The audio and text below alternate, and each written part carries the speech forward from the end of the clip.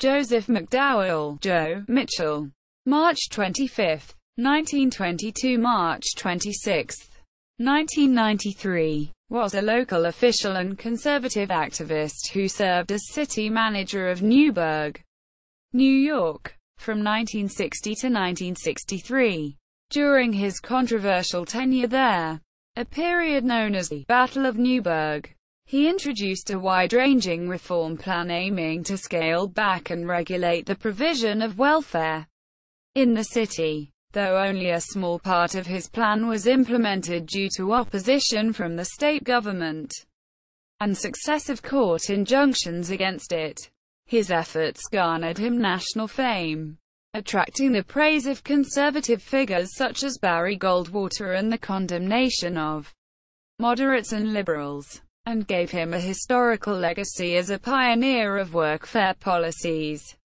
Mitchell was born in Maryland, and held office as a municipal administrator in California and Pennsylvania before coming to Newburgh. He resigned his position there in 1963 after an accusation of bribery, despite his acquittal of the charge, and went on to be associated with the White Citizens' Councils until 1966.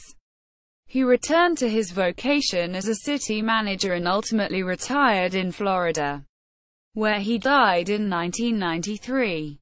Education and early career. Mitchell was born in Chevy Chase, Maryland, on March 25, 1922. He studied political science at the University of Maryland as an undergraduate, followed by postgraduate courses in municipal government at the American University and the University of Southern California. He began his career in city management as assistant city manager of Culver City, California, in 1957, and subsequently held office as township manager of Marple Township, Pennsylvania. His legacy in the latter position was controversial. Historian Rick Perlstein labels his tenure at Marple Township disastrous. Battle of Newburgh. Mitchell became city manager of Newburgh on October 17, 1960, succeeding Albert J. Abrams, who had resigned in August. Mitchell had been tapped by conservative city councilor George McNeely, who was concerned over the influx of African-American internal immigrants to the city, a phenomenon he ascribed to the city's generous welfare policies. Soon after assuming office, Mitchell introduced a range of controversial welfare reforms, which made him a popular figure among American conservatives, while attracting strong criticism from liberals. The dispute over his reforms became known as the Battle of Newburgh, following an NBC white paper documentary aired under that title in 1962. Reform measures. Mitchell's first welfare directive came early in 1961, aiming to offset a deficit in the city budget that had been incurred by recent snow removal efforts. He ordered payments to be withdrawn from 30 families receiving aid to families with dependent children whom the city government considered borderline cases. The decision was overturned by New York state officials, and the status of most of the families was restored. Mitchell nonetheless pressed forward with his reform efforts.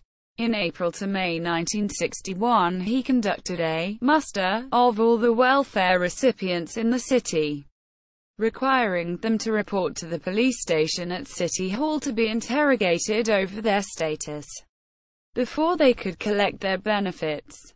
Though, in the end, no cases of fraud were uncovered. Following the muster, Mitchell called for the institution of a work relief program requiring able-bodied welfare recipients to work 8 hours a day for the city government. The state authorities again struck down the plan, and the city government announced in response that it would decline funding for welfare from the state for the following year, freeing Mitchell and the local administration to pursue a program of their own making. On June 12, the City Council voted to hand Mitchell full authority over the city's welfare department. Mitchell's reforms culminated in a wide-ranging 13-point program that was passed by the City Council on June 19, 1961. Its text was syndicated in newspapers around the nation. The program, which he termed a new welfare code, included provisions requiring welfare recipients to attend police stations on a monthly basis to confirm their status, and withholding relief from those who had left their job voluntarily or turned down an offer of employment, regardless of the type of employment involved. The plan proposed to replace cash disbursements with vouchers for food, clothing, and rent, and threatened unwed mothers who gave birth to further illegitimate children with the withdrawal of their benefits. It required able-bodied men on relief to work 40 hours a week for the city. The 13 points were implemented on July 15, 1961, and the beginning of the new policies received wide media coverage, despite the stipulation that able-bodied welfare recipients report to work for the municipal government on that day. However, only one man presented himself to the authorities, an unemployed iron worker with 6 children. Though Mitchell's reforms were ostensibly struggling, his support continued to grow. Controversy. The policies Mitchell introduced in Newburgh attracted international media coverage and generated controversy across America. The New York Times reported that the debate over Newburgh was as heated as those over such cosmic matters as nuclear bomb tests or the fate of Berlin. Mitchell was at loggerheads from the beginning with the mayor of Newburgh, William D. Ryan, and he was condemned by New York's moderate Republican governor, Nelson Rockefeller. Defending himself on June 18, Mitchell stated that the welfare state was helping to make a nation of parasites.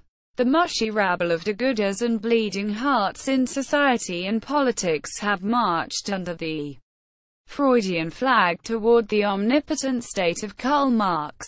He labeled state welfare officials investigating his policies Gestapo officials. The New York Times began covering the controversy in May, and on June 29 it published a front-page editorial arguing that Mitchell had brought the dark ages to Newburgh, and that cruelty anywhere is the concern of mankind everywhere. While welfare advocates had quickly rallied against the Newburgh program, however, Mitchell also found a wealth of support among Americans discontented with what they saw as the overreach of the contemporary welfare system. Look magazine remarked that a visible wave of resentment of generous welfare policies had gripped the nation. The Wall Street Journal praised Mitchell's effort to correct flagrant welfare abuse, and conservative Senator Barry Goldwater, the subsequent Republican presidential nominee, met him in person in July 1961 to congratulate his stand against welfarism. Young Americans for Freedom organized a demonstration in support of Mitchell, and in October 1961 a Gallup poll showed widespread public approval of his plan for Newburgh. Much of the controversy focused on the racial motivations of Mitchell's program. One reporter commented at the time that those most ardently on Mitchell's side were especially concerned by the increase in Newburgh's Negro population. On an episode of the national TV and radio public affairs program Forum, Mitchell remarked that race was of no consequence to his reforms, but he added that non-white immigration had contributed to the rise of the slums in the city and the exodus of more constructive or productive citizens, referring partly to Mitchell and Newburgh. In fall 1961, Leo Perlis, a spokesman for the AFL-CIO Trade Union Federation, stated that the opponents of welfare are against it because they don't like the Negro and the Puerto Rican, because they distrust anyone who is not quite like they are, while welfare advocate Max Hahn told New York State Welfare Commissioner Raymond Houston that he was a little afraid of the national repercussions of Newburgh plus the Puerto Rican situation. In New York, court injunction and resignation. Seeking a resolution to the Newburgh crisis, Governor Rockefeller set up a commission to investigate Mitchell under the Moreland Act, and directed State Attorney General Louis J. Lefkowitz to find a way to end the reform plan for good. At a press conference in New York City on June 22, 1961, state authorities declared that the 13 points violated relevant regulations. The City Council implemented the plan on July 15 against the state's objections. On August 18, 1961, however, in the case of State Board of Social Welfare v. City of Newburgh, the Orange County Supreme Court granted a temporary injunction striking down 12 of the 13 points. The program finally collapsed after the New York Supreme Court rendered the injunction permanent. On December 19, 1961, Mitchell continued in office as city manager, but his support in Newburgh began to falter. State welfare officials investigating the city released a damaging report on his policies in March 1962. NBC's documentary on Mitchell and his reforms, The Battle of Newburgh, portrayed him as a demagogue, and was seen as casting an unwanted negative light on the city. Finally, in December, he was accused of accepting a bribe of $20,000 over a zoning issue. He suspended himself without pay from his position until he was acquitted of the charge in April 1963. Despite his acquittal, his public approval declined. Even Councilman McNeely, Mitchell's original nominator for the post of city manager, withdrew his support. He announced his resignation in early July 1963, formally stepping down on September 6. Activism and later life. Following his resignation, Mitchell was expelled from the City Managers Association. He announced that he would become a director of the John Birch Society, though he later changed his mind and turned down the position. He eventually assumed a post as field director of the segregationist Maryland and Virginia Citizens Councils, stating that he was answering George Wallace's call to stand up and be counted. He supported Wallace's bid for the Democratic presidential nomination in 1964, campaigning for him in Maryland. Mitchell's comments at this time were representative of the pro-segregation movement. In one televised appearance during the primaries, he singled out the white supporters of the civil rights movement for criticism, labeling them the fringe scum of society that is doing this and causing this trouble. In 1966, however, Jet magazine reported that Mitchell had disavowed the Citizens Councils. He commented that he had joined the councils because he had no work at the time, but in the end he couldn't bring himself to hate. He subsequently returned to local administration, having been readmitted to the City Managers Association, and continued to serve as city manager in other towns. He became city manager of Haines City, Florida, in 1974, then Cocoa Beach in 1977, and ultimately retired in that state. He died on March 26, 1993, in Bunnell, Florida. Legacy. Mitchell was an early advocate for the policy model that would later be labeled workfare. Despite his failure to implement the bulk of his welfare plan, welfare historians such as Karen M. Taney have cited Mitchell's reforms as a turning point in the development of welfare policy in the United States, arguing in Taney's case that the Newburgh incident reflected the birth of a new national trend of moralistic, racially coded, and taxpayer-oriented discourse on welfare.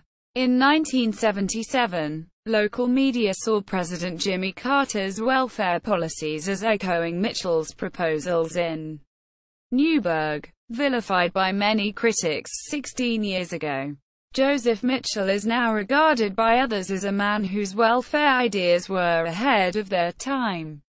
Branded as check-brained in 1961, some of his ideas are now orthodox social policy espoused by no less a person than the President of the United States. Later, in 1992, New York Senator Daniel Patrick Moynihan called for Mitchell's plan to be re-examined, suggesting that while his specific policies may have been misguided, the questions he posed were valid. Mitchell, still alive at the time, was asked by the New York Times for his views on the similarity between his policies in Newburgh and the proposals being made in the 1990s. He replied simply, "I'm aware of that." Quote, notes, sources. Further reading. Ritz, Joseph P. 1966. The Despised Poor. Newburgh's War on Welfare. Boston. Marm A. Beacon Press. New York. The Welfare City. Time. July 28, 1961. Subscription required. Help. Battle of Newburgh. Mid-Hudson Times. April 2, 2013. Retrieved March 24, 2016. Battle of Newburgh. Newburgh in retrospect.